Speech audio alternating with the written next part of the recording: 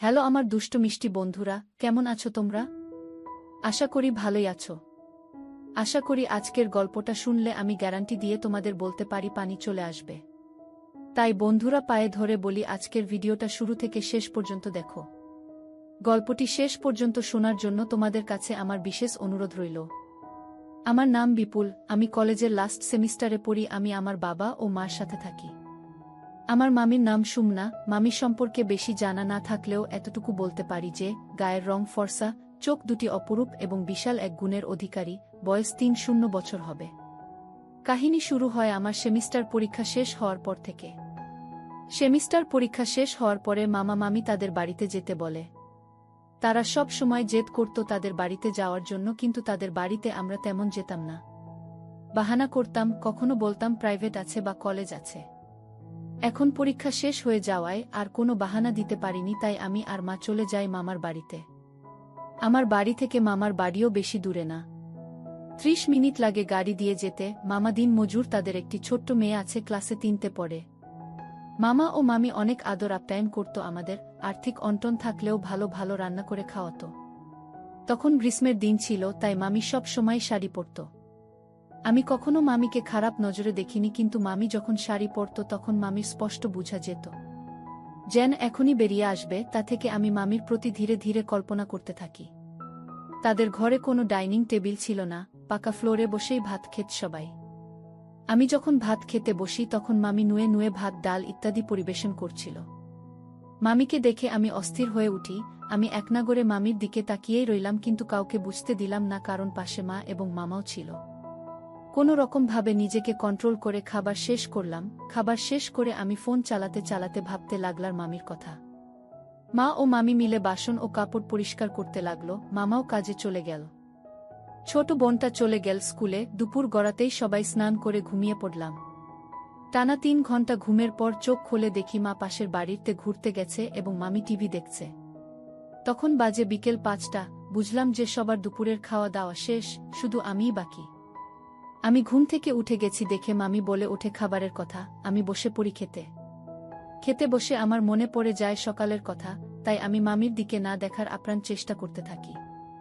ভেবেছিলাম মামি এখন একটু ভালো শাড়ি পরবে, কিন্তু যা ভাবলাম তার পুরো উল্টো হলো। মামি সকালের তুলনায় আরও বেশি বেসামাল ছিল, কিন্তু নিজেকে আটকালাম। যাই হোক, ঘরে আমি আর মামি একা থাকায় বিনা কোনো লজ্জায় আমি তাকিয়ে রইলাম, ভয় হওয়া সত্ত্বেও। আচমকা আমি বুঝতে পারি যে মামি কিছু একটা বুঝে ফেলেছে। মামি আমাকে দেখতে থাকে, কিন্তু আশ্চর্যের বিষয় যে বোঝার সত্ত্বেও মামি দুষ্টুমির নজরে আমার দিকে তাকিয়ে থাকলো কিছুক্ষণ। এইভাবেই ৩ দিন কেটে যায়। মামির এইসব কাণ্ড দেখে অনেক ইচ্ছে হতো, কিন্তু মামার বাড়িতে থাকায় পারলাম না, যদি কেউ দেখে ফেলে। যেহেতু মামা দিনমজুর ছিল, আর্থিক অবস্থা ও তেমন ভালো ছিল না, তাই তাদের ঘরে শুধু একটা মাত্রই খাট ছিল। খাটে সবাই ঘুমাতে পারবে না বলে রাতে আমি মা এবং ছোট বোন খাটে ঘুমাতাম এবং অন্যদিকে মামা মামি মাটিতে ঘুমাতো বিছানা করে। মোটামুটি ৩ দিন মামার বাড়িতে থেকে এবার যাওয়ার পালা। যাওয়ার কথা আগে থেকে না বলায় মামা মামি হঠাৎ চমকে উঠে, আরও ১-২ দিন থেকে যাও, বাড়িতে তো তেমন কোনো কাজ নেই। মা বলল, বিপুলের বাবা বাড়িতে একা, রান্নাবান্না ও তেমন করতে পারেন না। মামি বলল, ১-২ দিন আরও থাকলে তেমন কিছু হবে না। মা বলল, ৩ দিন তো থেকেছি, আর থাকা যাবে না। মামি বলল, তাহলে বিপুল ১-২ দিন আরও থাকবে। মা বলল, ও থাকতে চাইলে থাকতে পারে। মামি বলল, ও আরও ১-২ দিন আমাদের বাড়িতে থাকবে। আমি কিন্তু করলেও মনে মনে আনন্দ হচ্ছিল এটা ভেবে যে আরও ১-২ দিন থাকতে পারব। আর যদি ভগবান সহায় হয় তাহলে আরও বড় কোন ঘটনা ঘটতে পারে, এই ভেবে ভেবে আমি মনে মনে অনেক খুশি হলাম। সন্ধ্যা নাগাদ মা বাড়িতে চলে গেল। আমি মামা মামি এবং আমার ছোট মামাতো বোন মিলে লুডু খেলতে লাগলাম এবং আড্ডা দিতে লাগলো সময় কাটানোর জন্য। এমন অবস্থাতেও বারবার চোখ মামির দিকেই যাচ্ছিল, মামিও আমার দিকে তাকাচ্ছিল।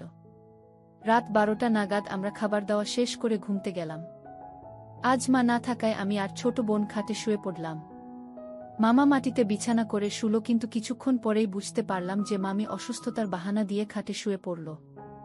এটা জেনে আমি মনে মনে অনেক খুশি হয়েছিলাম, কিন্তু এই খুশি বেশিক্ষণ রইল না, কারণ আমার আর মামির মাঝখানে ছোট বোন শুয়েছে বলে আমার সব আশা ভেঙে গেল। যাই হোক, এটাই স্বাভাবিক। এসব কথা ভাবতে ভাবতে কখন যে ঘুম লেগে গেল বুঝতেই পারলাম না। আজ রাতে একটা আশ্চর্যকর বিষয়, রাত প্রায় ৩টা নাগাদ আমার হঠাৎ ঘুম ভেঙে গেল। উঠে দেখলাম যে ছোট বোন আমার আর মামি মাঝখানে নেই। উল্টো মামি আমার আর ছোট বোনের মাঝখানে শুয়ে আছি। কিছুই বুঝতে পারলাম না, তবে মনে মনে অনেক খুশি হলাম। তারপর আনন্দে আমার শক্ত হয়ে উঠেছিল আর কিছু না ভেবে ধরলাম, কিন্তু কেন জানি আমার সন্দেহ হচ্ছিল যে মামি এখনো জেগে আছে, তাই ভয়ে কিছু না বলে শুয়ে পড়লাম। পরের দিন সকালে উঠে আমি মামির চোখে চোখ মিলাতে পারছি না। আমি আড়াল হয়ে থাকার চেষ্টা করছিলাম, কিন্তু মামি আমার দিকে দুষ্টু চোখে তাকাতে থাকে। এটা দেখে আমি বুঝতে পারি আমার মামির মনে কিছু একটা চলছে। গতকাল তাতে নিশ্চয়ই মামি জেগেছিল আর সবকিছু বুঝতে পেরেছিল, কিন্তু এটা জেনে আমি খুশি হব না ভয় পাব সেটা ভেবে পাচ্ছিলাম না। সকালের খাবার শুরু হলো। অন্যান্য দিনের মতো আজকেও আমি মামির দিকে দেখার চেষ্টা করছিলাম, কিন্তু দেখার সাহস পাচ্ছিলাম না। মামি আমার দিকে তাকিয়ে রইল আর মুচকি মুচকি হাসতে লাগে। খাবার শেষ হওয়া মাত্রই মামা কাজে চলে গেল এবং ছোট বোনটি স্কুলে চলে গেল। এভাবে কিছুক্ষণ পর ঠিক দুপুর 1টা নাগাদ মামি স্নান করতে গেল। ঠিক কিছুক্ষণ পর মামি হঠাৎ আমাকে ডাক দিল, বিপুল, আমার কাপড়গুলো সোফাতে রাখা আছে, একটু দিয়ে যাও তো। এই কথা শুনে আমি মামির কাপড়গুলো নিয়ে বাথরুমের দিকে গেলাম। বাথরুমের দরজাটাও পুরো খোলা ছিল। গিয়ে যা দেখলাম তাতে আমার কান গরম হয়ে গেল। কাপড়গুলো কোনোরকম ভাবে দিয়ে আমি চলে গেলাম। কিছুক্ষণ এইসব কথা ভাবার পর বুঝতে পারলাম মামি ইচ্ছা করে ওই জিনিসটা করেছিল। একটাই কল্পনা ছিল, সেটাও চলে গেছে। তারপর ভাবলাম এমন সুযোগ আর আসবে না। আমার কপাল ভালো ছিল। সন্ধ্যার দিকে মামা এবং ছোট বোন মিলে বাজারের সাংস্কৃতিক অনুষ্ঠান দেখতে চলে যায়। মামা আমাকে ও মামিকেও যেতে বলেছিল, কিন্তু মামি যখন বারণ করে দেয় আমিও তখন যাব না বলে বারণ করে দেই। আমি না করা মাত্রই মামির মুখে এক হাসি দেখতে পেলাম। তখন বুঝে গেলাম যে আমার আরেকটা সুযোগ আছে। তারপর কিছুক্ষণ আমরা একে অপরের দিকে দেখতে থাকি এবং মুচকি মুচকি হাসতে থাকি। এরই মধ্যে কারেন্ট চলে যায়। কারেন্ট চলে যাওয়ার সত্ত্বেও মামি লাইট জ্বালানোর কথা কিছু বলল না, চুপচাপ এক জায়গায় দাঁড়িয়ে রইল। ততক্ষণে আমি বুঝে গেলাম এই সেই সুযোগ যেটার জন্য আমি এতদিন অপেক্ষা করছিলাম। অন্ধকার ঘরে কোনোরকম ভাবে আমি মামিকে খুঁজে পেলাম। মামির কাছে যাওয়া মাত্রই ধরলাম, মামি কোনো বাধা দিল না। এভাবে কিছুক্ষণ পর মামি রেগে উঠে গিয়ে টর্চ লাইটটা জ্বালিয়ে দেয়া। এটা জ্বালা মাত্রই আমি প্রথম মামিকে স্পষ্ট দেখতে পেলাম। মামির মুখ দেখে বোঝা যাচ্ছিল যে মামি পাগল পাগল হয়ে আছে। আমরা দুজনেই চুপ, কোনো রকম কথা বলছি না। পুরো ঘরে যে এক বিষণ্ণতার ছায়া নেমে এসেছে। একটা ছোট্ট লাইটের আলো ছাড়া আর কিছুই নেই। আমরা শুধু একে অপরের দিকে তাকিয়ে আছি। এরপর মামি ঘর থেকে বের হয়ে গেল।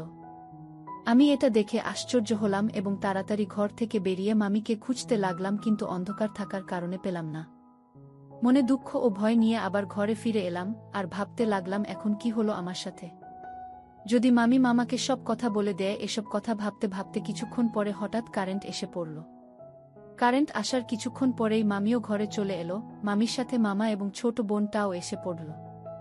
এটা দেখে আমি ভয় পেয়ে গেলাম যে মামি বোধ হয় মামাকে কিছু একটা বলে দিয়েছে।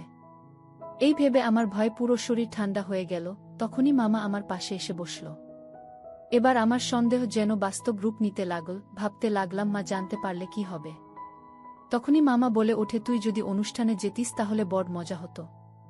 মামার এই কথাগুলো শুনে আমি একটু হাফ ছেড়ে বাঁচলাম। ভয়ে দূর হলো আর বুঝলাম যে মামি মামার কাছে কোনো কিছুই বলেনি।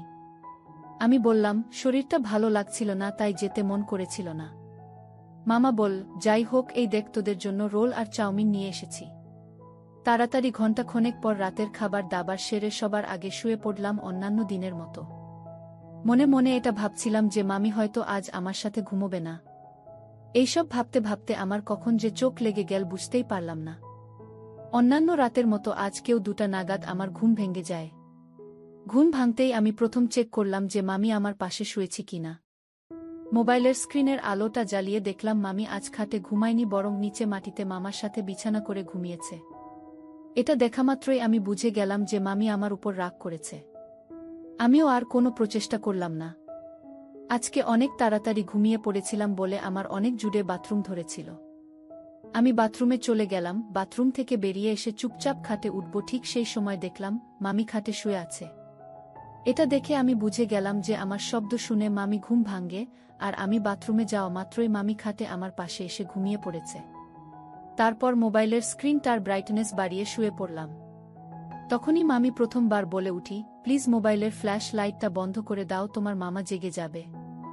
মামির এই কথা শুনে আমি সাথে সাথে ফ্ল্যাশলাইটটা নিভিয়ে দিলাম। তারপর মামি আমার কল্পনা পূরণ করল। আমরা এক অন্য জগৎ থেকে বাস্তব জগতে ফিরে এলাম। ওই রাতে আমি আর মামি কেউই ঘুমোইনি। ভোরের দিকে ঘুমনোর কারণে আমি ঘুম থেকে উঠি বেলা 11টায় একটা বন্ধুর ফোন আসার কারণে। বন্ধু বলে আজ 12টার দিকে কলেজে যেতে হবে কিছু গুরুত্বপূর্ণ ডকুমেন্ট আনার জন্য, তাই ওই দিন আর মামার বাড়িতে থাকতে পারেনি, বাড়িতে চলে আসতে হয়। ওই দিন কলেজ শেষ করে বাড়ি ফিরলাম সব কাজ শেষ করে।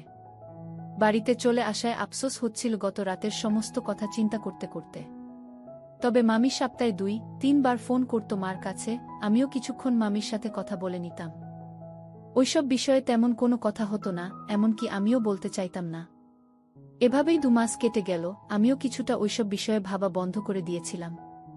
ওই ঘটনাটাকে অতীতের একটা ভুল মনে করে মেনে নিয়েছিলাম, কারণ শত হলেও উনি সম্পর্কে আমার মামি হন। কিন্তু এমন একটা ঘটনা ঘটে গেল যা দেখে বুঝতে পারলাম মামির জন্যে এটা অতীতের ভুল করে হয়ে যাওয়া কোনো ঘটনা নয়, কারণ মামাকে কাজের জন্য 3-4 দিন শ্বশুর বাড়িতে যেতে হবে। মামার শ্বশুর বাড়ির লোকেদের কাজ করাতে হলে মামাকে বলেন। মামার শ্বশুর বাড়ি যাবে শুনে আমার মামাতো বোনটাও বায়না করতে লাগলো দাদুর বাড়িতে যাওয়ার জন্য। সে অনেকদিন ধরে তার দাদুর বাড়িতে যায়নি, তাই সেও মামার সাথে যাবে বলে বায়না করে চলে যায়। বাড়ির দেখাশোনার জন্য মামি বাড়িতেই থাকবে।